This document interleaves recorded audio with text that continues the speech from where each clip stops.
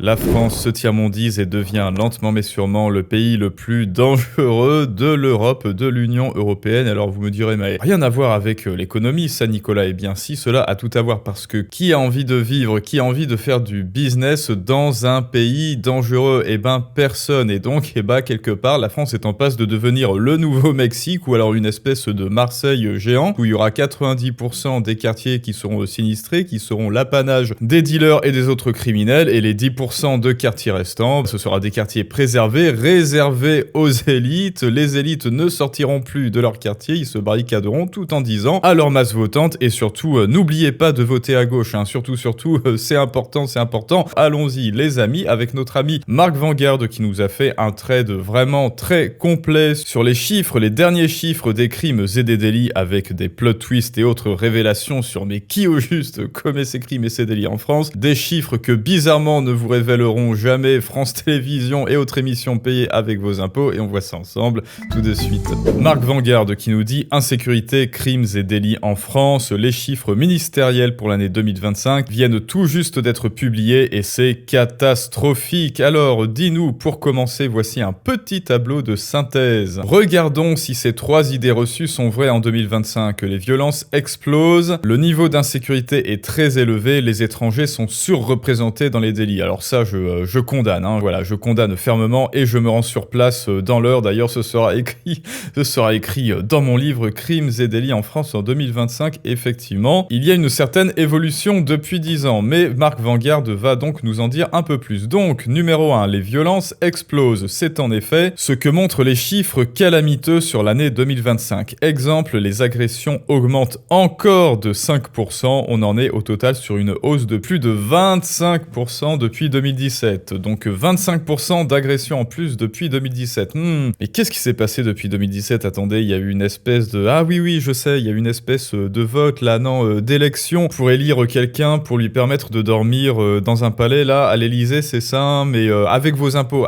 avec votre argent, tout en ne faisant rien. Alors voyons voir. Effectivement, tentative d'homicide, agression, violence familiale, c'est très gai tout ça, hein. Et escroquerie, tiens, c'est bizarre. Escroquerie, plus 8% et violence S, plus 8% de l'année 2024 à 2025, ce qui est quand même, ma foi, pas mal. Vous êtes au courant, j'ai alerté sur le sujet dès cet été en m'appuyant sur les chiffres provisoires des 6 derniers mois. Et effectivement, homicide, plus 16% les 6 premiers mois de 2025. Ah ouais, c'est quand même pas mal. Mais attention Marc, attention, regarde. Cambriolage, moins 5%. Et oui alors, qu'est-ce que tu as à dire à ça? Eh ben tu vois que Aboubacar, il peut être gentil quand il veut quoi? Non, pardon. Non, ça n'a rien à voir, hein. Aboubacar n'a rien à voir dans ces homicides et cambriolages. Alors, est-ce que cette hausse des violences enregistrées est un phénomène normal observé partout en Europe? Non, la réponse est non. La hausse des homicides observée en France est sans commune mesure avec ce que l'on voit chez nos voisins et encore, ces chiffres Eurostat datent de 2023, effectivement. Depuis 2023, 23%, donc on est en première position sur les homicides volontaires, pas mal. Tentative d'homicide, plus 71%, pas mal non plus. Première position, violence physique, plus 47%, vraiment pas mal. L'Espagne, c'est pas mal aussi l'Espagne, hein. Et sinon, tout ce qui est Danemark, Allemagne, Italie aussi, hein. Italie, bizarrement, le Portugal, eh bien eux, c'est en recul, c'est en net recul. Ensuite, même quand on observe un recul en France, justement, il est rarement spectaculaire par rapport à ce que l'on observe ailleurs, comme on peut le voir ici, avec les vols simples et les cambriolages, les fameux cambriolages qui sont en recul, Marc, attention,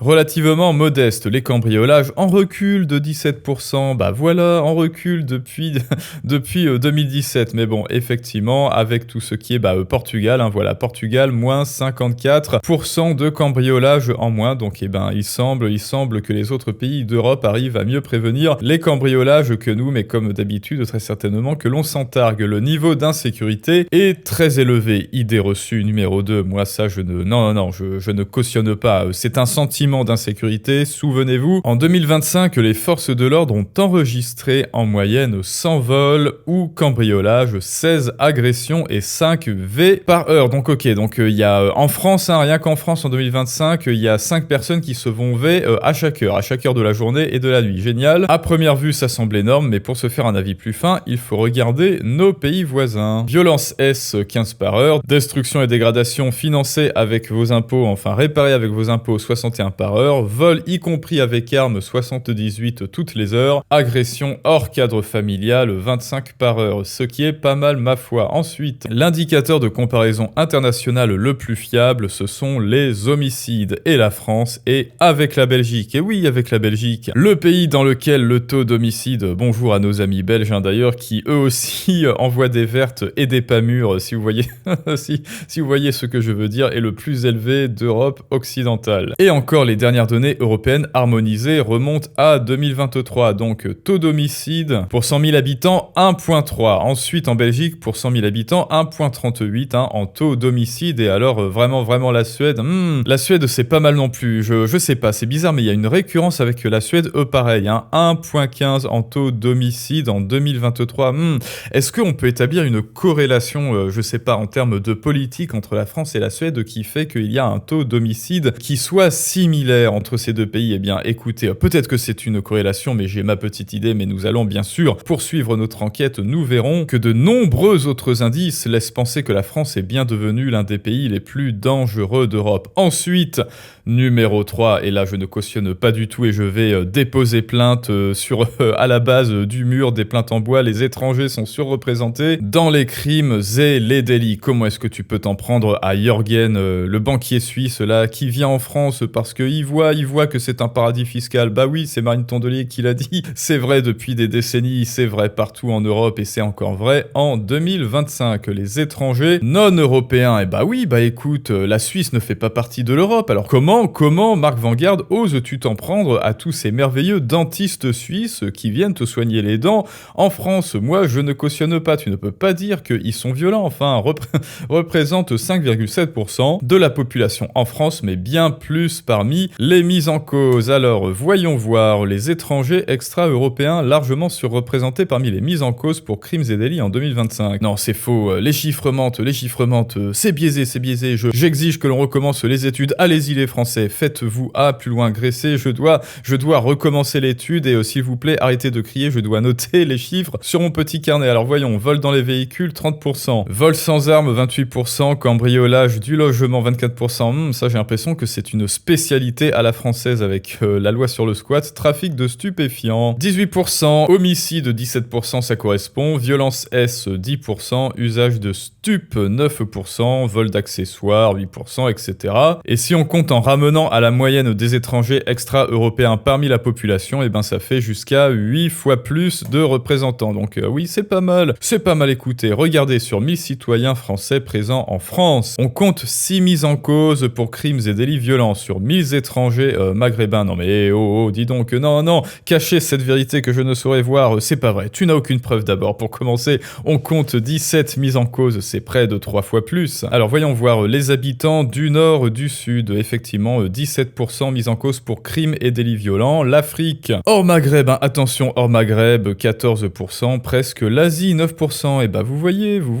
Moi je suis sûr ça c'est un coup des Coréens, voilà. Vraiment la Corée du Sud, ils sont là, ils se disent non, nous pas violents, mais en fait regardez 9,4%. Moi je suis sûr que c'est ensuite Europe hors UE 7,5%, UE hors France 7% et la France 6%. Ça fait réfléchir comme dirait l'autre. Accueillir des populations au taux de criminalité plus élevé influence nécessairement la criminalité à la hausse. Bah, c'est comme me disait le grand philosophe, importe le tiers-monde et tu deviens le tiers-monde, bien entendu. Des facteurs inverses peuvent jouer, il y a des facteurs associés à la surreprésentation observée. Ainsi, notre immigration, notamment extra-européenne, est particulièrement pauvre et peu diplômée. Bah, en fait, ça n'a rien à voir, effectivement, avec l'immigration, parce que je vous l'ai dit, moi, je suis en faveur de l'immigration, je suis en faveur des chances qui viennent, qui pourraient venir en masse. Oui, Elon Musk devient un immigré français. Oui, Léonard de Vinci, oui, Bill Gates, oui, la tour Trump, venez tous en France. Effectivement, oui, les banquiers suisses, oui, les dentistes suédois,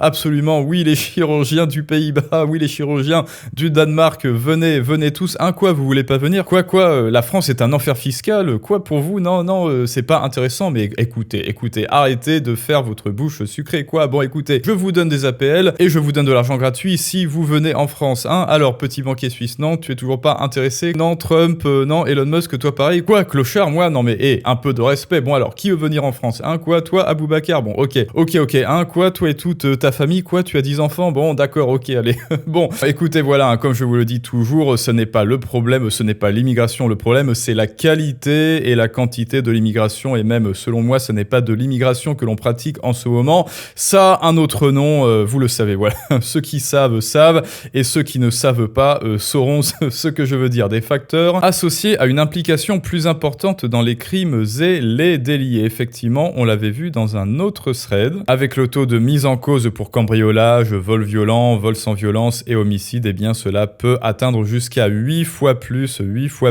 que un Français ou que un Européen. Donc effectivement, le ratio n'est pas intéressant, hein. Cette immigration n'est en termes de coût-bénéfice, hein, parce que bah oui, ça coûte de faire venir des gens, eh bien force est de constater que cela n'est pas intéressant. Comme on l'a vu plus haut, les étrangers sont minoritairement parmi les mises en cause dans les principales catégories des crimes et délits, mais pour autant, l'impact de l'immigration sur l'insécurité est loin d'être inexistant. Ceux qui prétendent l'inverse mentent. En France, un tiers des immigrés... Alors, mais quels immigrés, Marc Vanguard? Attention à ce que tu dis, hein. Attention, il faut préciser quel genre d'immigrés. Ils n'ont pas le niveau en lycée, mais d'où est-ce qu'ils viennent? D'où viennent ces gens? L'un des pires scores européens, France, par des immigrés ayant un niveau d'éducation faible, 33%. Eh ben, écoutez, les amis, c'est à vous de me dire ce que vous en pensez. Maintenant, vous pouvez également aller voir, eh bien, le compte Twitter de Marc Vanguard pour plus d'informations. Je voulais vous faire cette petite vidéo parce que pour moi, c'est intrinsèquement lié à l'économie. Les Français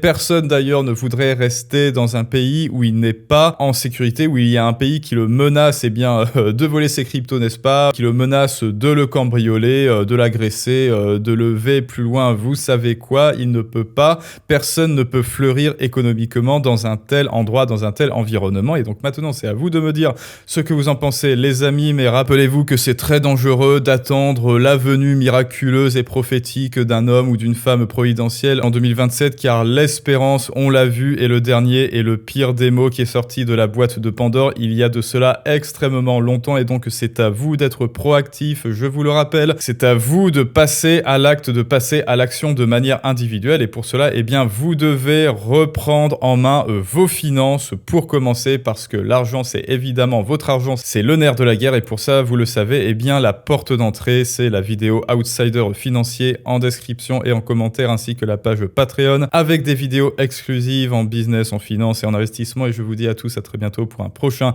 storytelling du monde moderne. Mais ça, c'est une autre histoire.